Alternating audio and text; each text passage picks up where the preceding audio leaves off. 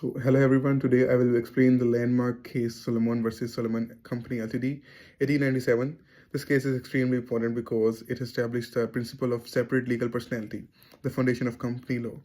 So, the first is let's have a sight on facts of the case. Aaron Salomon was a successful leather merchant who ran his business as a sole trader. He decided to convert his business into a limited company called Salomon Co Limited. So the judge required 7 shareholders to form a company.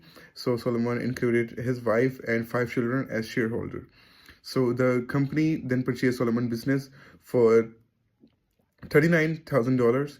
As a part of payment, Solomon received 10,000 shares and $10,000 in secured debentures, making him a secured creditor of the company.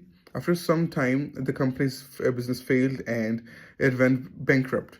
The liquidator argued that the company was not truly independent and that Solomon should be personally liable for this company's debt. So let's have a glance on legal issues. The main questions before the House of Lords was, is the company a separate legal person from Mr. Solomon? If the answer was yes, so Solomon would not be personally responsible. If no, then he would have to pay the company's debt. So the third is reasoning of court. So the House of Lords gave very clear reasoning. The first is once a company is properly incorporated, it becomes a separate legal entity. Even if one person controls most of the shares.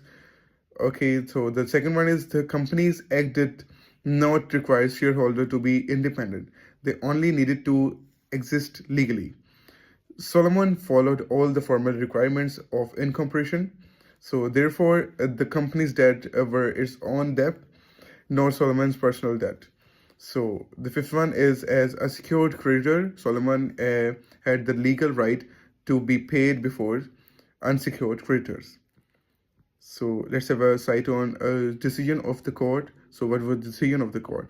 The House of the Lord ruled Solomon Co Ltd was a separate legal person distinct from Solomon. Solomon was not personally liable for the company's debt. His secured debenture were valid, so he had priority over other creditor. The claim of the liquidator was rejected. Last but not the least, importance of the case. So what was the importance of this case? So this judgment established the principle of separate legal personality. SLP stands for separate legal personality.